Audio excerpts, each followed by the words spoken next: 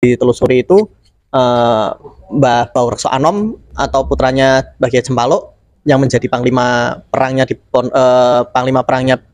dari Mataram, dari Sultan Agung kan babat alas di sini untuk bikin armada laut. Sebelum menyerang Batavia bikin armada laut dulu di sini. Di daerah Pekalongan Utara ini, kemudian nanti testingnya armada laut ini udah siap atau belum itu nyerang Sukadana gitu. Nyerang ke Sukadana daerah Kalimantan. Menaklukkan sana, baru setelah itu perang ke Batavia. Adapun makamnya Baurekso sendiri itu di daerah Tegal, Selawi. Karena beliau ketika mau pulang ke Pekalongan, rutenya itu dari Batavia sedikit ke selatan karena mau ke tempat orang tuanya, ke makam Mbah Cempaluk di Kesesi. Tapi karena sudah tidak kuat, akhirnya meninggal di daerah Selawi tersebut. Itu eranya sebelum Pangeran Diponegoro 1800-an. Perang Batavia itu 1628. Jadi jauh sebelum itu, jauh sebelum koloni bangsa Arab datang itu kita sudah luhur kita sudah banyak.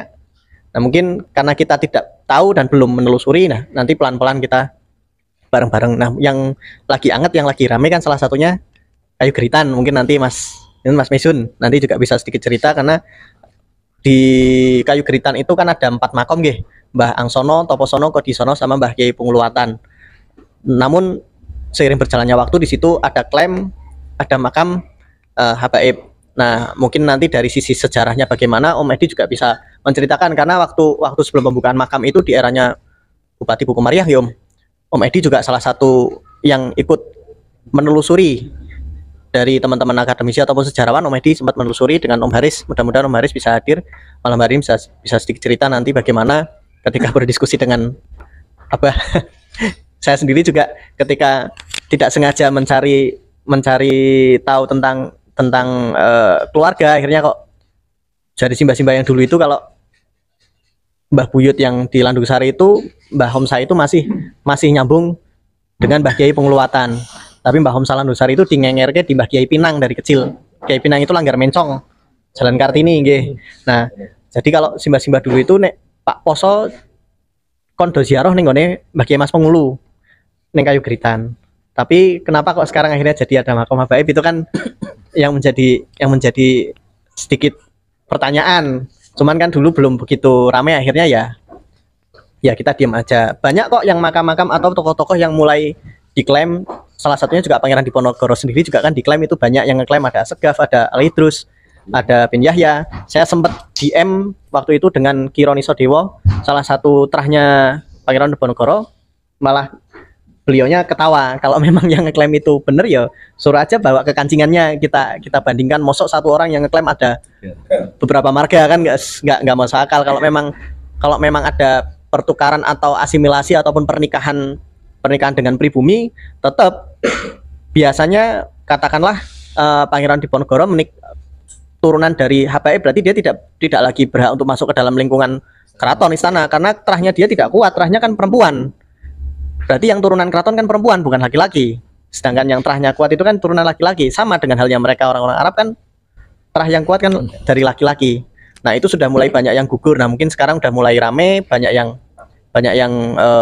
akhirnya mengutarakan kok iki iso dadi ngene, akhirnya banyak yang berubah ya itu ya, mau bagaimanapun sejarah akan terungkap kebenarannya pada saatnya, walaupun kata orang-orang ataupun dari kacamata sejarah, kadang sejarah itu selera penguasa ya tapi pada saatnya nanti juga akan terbukti. Kayak kemarin di beberapa situsnya Mojopahit juga tiba-tiba kok ono makom.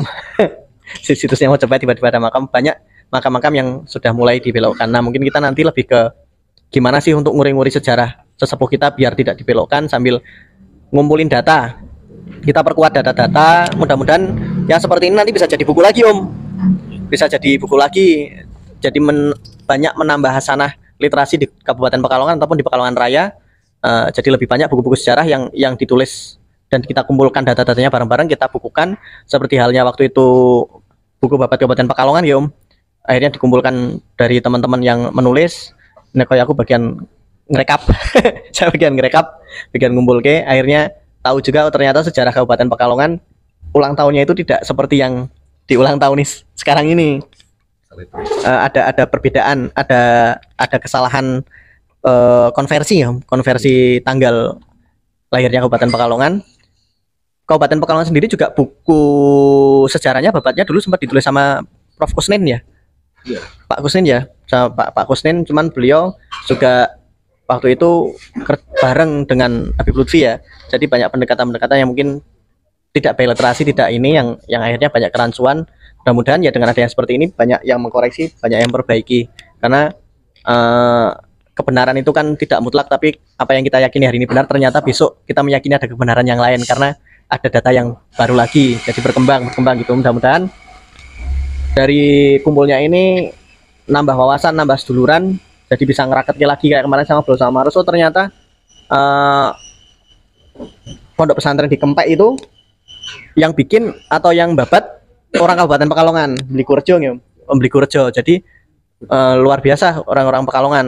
Kayak Mbah Kiai Safi sendiri juga ternyata kan kalau menurut ceritanya Cik Gu Sapuan, mondoknya bareng karo Bapak Cik Gu Sapuan itu kan di daerah Kempek itu di sana, berarti kan memang ada kesinambungan. Kalau orang-orang dulu kan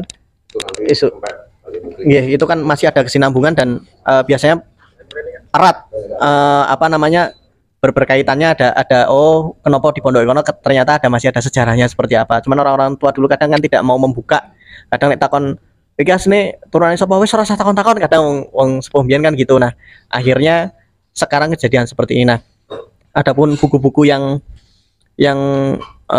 bisa menjadi pijakan sebenarnya banyak. Mungkin kita nanti mau menitik beratkan dari mana kita mau mencari, entah dari era Mataram, era Pangeran Diponegoro untuk melacak sesepuh-sesepuh kita, itu banyak untuk yang bisa jadi pijakan. Terus kemudian untuk kita komparasikan dengan orang-orang pendatang yang ada di Pekalongan, itu era 1800-an pendatang Pekalongan terutama bangsa-bangsa Arab kan banyak. Kemarin Om Dirham cerita itu awal-awal datang itu kalau di Pekalongan itu ada di Kledok, Kauman Kledok, Mipitan, terus di daerah Kampung Arab itu daerah Masjid Wakaf, karena Masjid Wakaf itu kan yang datang sebelumnya Habib Ahmad, ada yang datang Habib Sopi ya kemarin Om Dirham cerita itu, baru setelah yang bangun Masjid Wakaf itu baru nanti datang lagi rombongannya yang Sayyid Ahmad. Sayyid Ahmad itu tahunnya 1800-an, udah 1800-an. Nah, itu baru nanti ada rondo dan lain sebagainya. Jadi sebelum mereka hadir pun Pekalongan sudah banyak orang Islam, sudah banyak yang ngajar dan banyak kiai-kiainya sudah banyak. Cuman kan kita belum tahu dan data-data itu belum terkumpul. Seperti di bukunya Van den Berg itu orang Arab di Nusantara ya, terutama yang paling banyak itu koloni Yaman itu ya datang di tahun 1800-an. Dan mereka itu rata-rata banyak yang menjadi kapitennya Belanda. Banyak kapiten Belanda. Nah, kita juga bisa sedikit mengidentifikasi kenapa pribumi itu disingkirkan dan mereka kenapa mereka para pendatangnya diistimewakan. Salah satu ciri-cirinya dengan adanya banyak bangunan-bangunan di Pekalongan maupun di daerah manapun. Kenapa wong Jawa, wong pribumi mesti mlebu menjerugang. Omah sini pinggir dalan gini rawek Cina Arab. Bukan kita rasis, tapi memang Belanda mempergunakan itu agar kita tidak bisa melawan mereka. Jadi mereka itu ya memang berkoloni antara orang Belanda, orang Arab dan orang Cina itu memang berkoloni. Mereka berpikir pasti mereka akan mengutamakan kaumnya sendiri, ya, karena mereka punya keterkaitan dan punya kepentingan. Nah, dengan China dengan entitas para pedagangnya para pengusahanya yang bisa menggerakkan ekonomi, orang Arab didatangkan dengan seolah mereka para ahli agama yang bisa untuk membentengi ketika orang-orang kita mau berontak. Dan mungkin berontak karo negara ya gue dosa, ora kena memberontak dengan pemerintahan. Itu kan salah satunya yang akhirnya menjadikan cikal bakal nanti terjadinya di luar Pekalongan, adanya di Geger Cilegon. Nah, itu kan salah satunya kan juga karena itu. Nah, mereka datang ke sini memang tidak seperti zamannya Wali Songo mereka berdagang kemudian menyebarkan Islam, tidak. Mereka punya kepentingan dan memang ada kepentingan. Nah, catatan-catatan itu sudah ada semua di Belanda maupun di museum. Kalau kita mau nyari arsip-arsipnya ya mungkin ada, pasti banyak, apalagi di Belanda ketika kapan sih orang Arab itu didatangkan, berapa banyak, dengan kapal apa, tanggal berapa, itu ada semua data-datanya. Jadi tidak bisa dimanipulasi.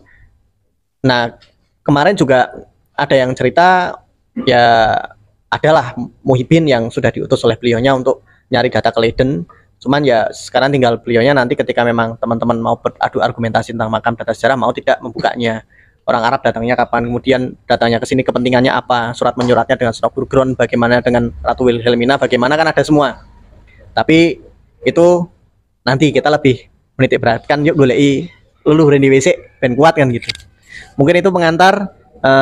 Mungkin nanti bisa dilanjut teman-teman yang lain yang dari Kabupaten Pekalongan, siapa nanti bisa lanjut, mungkin Mas Maizun atau siapa nanti bisa sedikit menceritakan kemarin yang sudah ditelusuri bagaimana. Nanti Om Edi akan nambahi, nanti saling nambahi aja forumnya, nggak usah, kita forum santai mawon.